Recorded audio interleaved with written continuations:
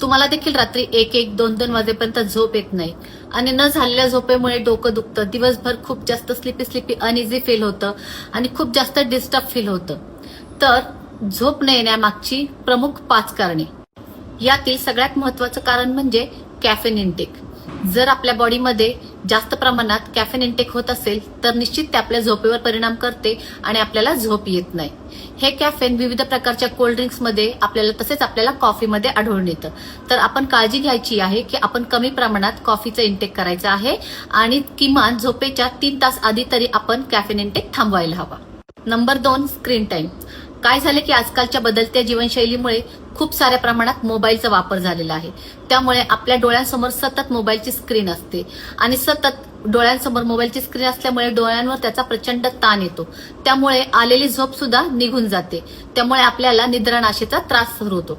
तर काय करायचं आहे की झोपायच्या किमान 2 तास आधी तरी मोबाईल पासून दूर राहण्याचा प्रयत्न करायचा आहे, टीव्ही पासून दूर राहण्याचा प्रयत्न करायचा आहे. तिसरी महत्वाची गोष्ट म्हणजे लेस फिजिकल ऍक्टिव्हिटी किंवा शरीराची कमी हालचाल. आजकालच्या बदलत्या जीवनशैलीमुळे बैठे काम खूप वाढलेले आहे किंवा बसून काम करण्याची पद्धत खूप वाढलेली आहे. त्यामुळे शरीराला हालचाल खूप कमी प्रमाणात मिळते.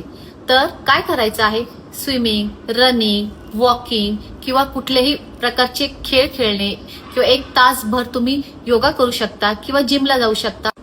कुठलीही फिजिकल ऍक्टिव्हिटी करा जेणेकरून तुम्ही दिवसभर दमसाल आणि रात्री छान झोप लागेल. चौथी खूप महत्वाची गोष्ट म्हणजे खूप जास्त स्ट्रेसफुल लाईफ आणि स्पर्धेचं आयुष्य आणि ओव्हर थिंकिंग. त्यामुळे काय झालेलं आहे की अतिविचारांमुळे झोप येत नाही, झोप उडून जाते.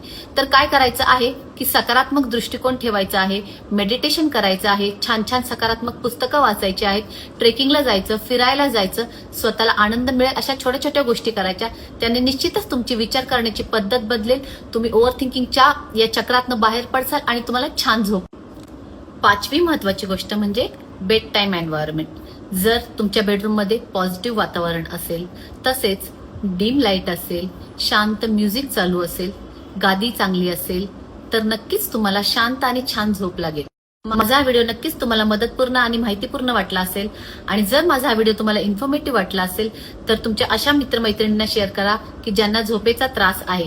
अशाच छान छान व्हिडिओसाठी लाईक, शेअर आणि फॉलो करायला विसरू नका. फिटनेस फंडा विथ पूनम. थँक्यू.